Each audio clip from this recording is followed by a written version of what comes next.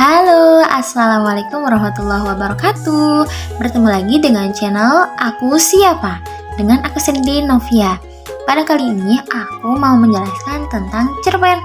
Kalian pasti tahu ya, cerpen beragam cerita pernah kita baca, baik itu yang di buku, majalah, ataupun tabloid.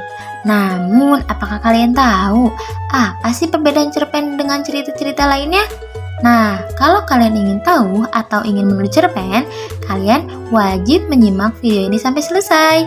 Let's go! Apa sih cerpen?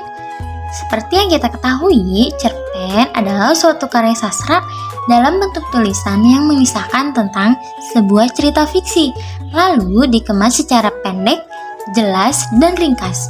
Cerpen biasanya hanya mengisahkan cerita pendek tentang permasalahan yang dialami oleh satu tokoh saja. Cerpen juga bisa disebut sebagai fiksi prosa karena cerita yang disuguhkan hanya berfokus pada satu konflik permasalahan yang dialami oleh tokoh, mulai dari pengenalan karakter hingga penyelesaian permasalahan yang dialami oleh tokoh. Cerpen juga terdiri tidak lebih dari 10.000 kata saja. Nah, kalian tahu nggak nih apa sih singkatan dari cerpen? Ya, betul sekali. Cerpen itu singkatan dari cerita pendek. Saat membaca cerpen biasanya itu sangat cepat selesai karena dari segi ceritanya itu singkat dan juga bahasanya tidak rumit. Jadi banyak orang yang suka membaca cerpen. Dalam menulis cerpen, terdapat beberapa aturan yang harus diikuti agar cerita yang disampaikan tidak terkesan terpotong-potong atau tergesa-gesa. Maka dari itu, struktur cerpen sangatlah diperlukan ketika menyusun sebuah cerpen.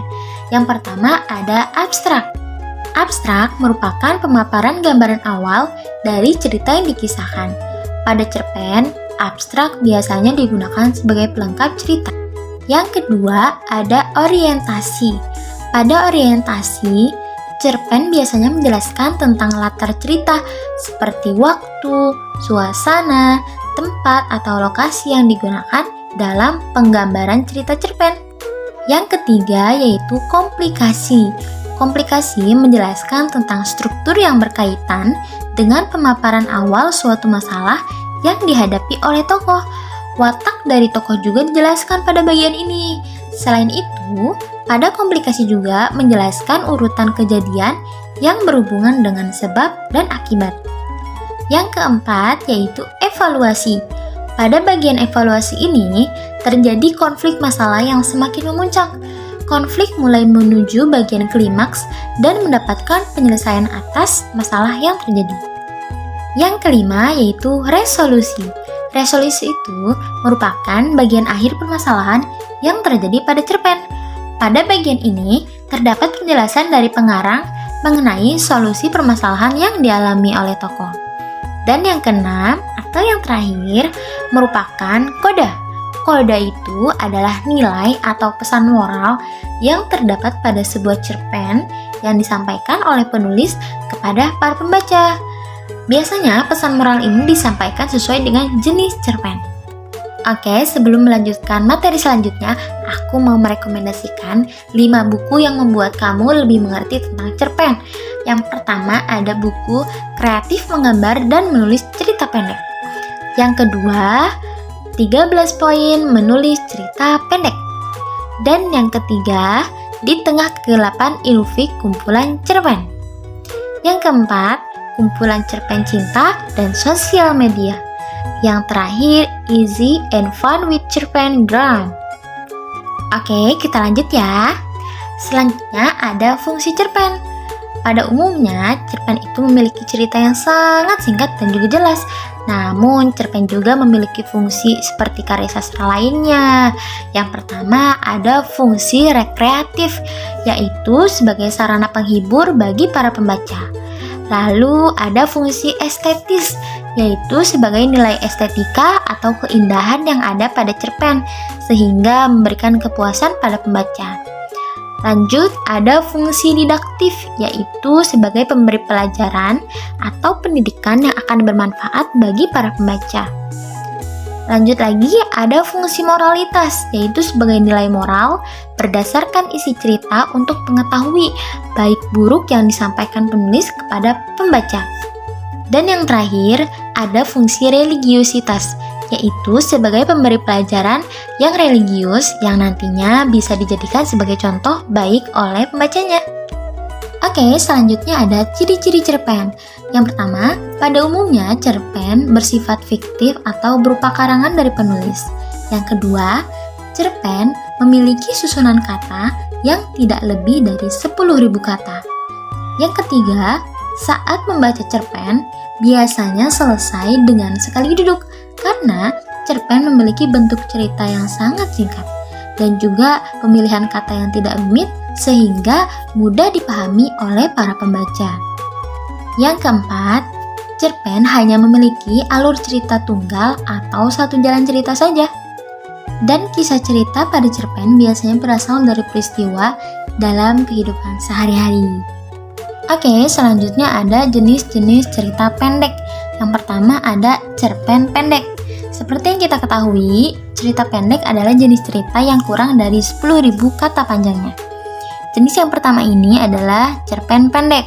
Dan seperti namanya, cerpen ini cenderung lebih pendek daripada jenis cerita pendek lainnya. Panjang dari kata cerpen pendek yaitu sekitar 500-700 kata saja. Nah, karangan fiktif yang satu ini biasanya digunakan untuk menjelaskan sebuah kejadian dengan bahasa yang singkat, padat, dan menarik perhatian. Oke, yang kedua ada cerpen sedang. Nah, jenis cerpen sedang ini biasanya memiliki panjang 700 hingga 1000 kata panjangnya.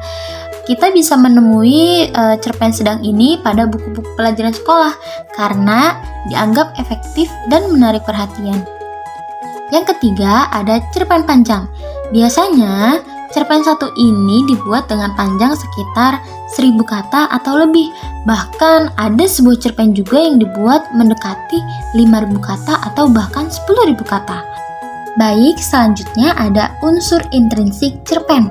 Sebuah cerpen atau cerita pendek memiliki suatu unsur pembentuk yang harus ada di dalam cerpen itu sendiri. Unsur ini dinamakan dengan unsur intrinsik. Unsur intrinsik ini akan membangun kisah cerita yang ingin disampaikan oleh penulis. Yang pertama ada tema. Sebuah cerpen harus memiliki tema cerita. Hal ini karena tema menjadi unsur utama yang ingin disampaikan penulis pada kisah ceritanya. Yang kedua ada alur atau plot. Alur merupakan urutan peristiwa atau jalannya cerita pada sebuah cerpen. Pada umumnya, alur pada cerpen diawali dengan perkenalan, konflik masalah, lalu penyelesaian. Namun, ada beberapa jenis alur cerita yaitu alur maju, alur mundur, dan juga alur campuran. Yang ketiga adalah setting. Setting merupakan penjelasan mengenai latar atau tempat, waktu, dan juga suasana yang terjadi dalam cerpen tersebut. Yang keempat ada tokoh. Tokoh merupakan pemeran yang diceritakan dalam sebuah cerpen. Tokoh terdiri dari pemeran utama dan juga pemeran pendukung. Next, yang kelima ada watak. Watak itu merupakan gambaran sifat dari para pemeran. Watak terdiri dari 3, yaitu protagonis, baik, antagonis atau jahat, dan juga netral. Dan yang keenam, ada sudut pandang ataupun point of view.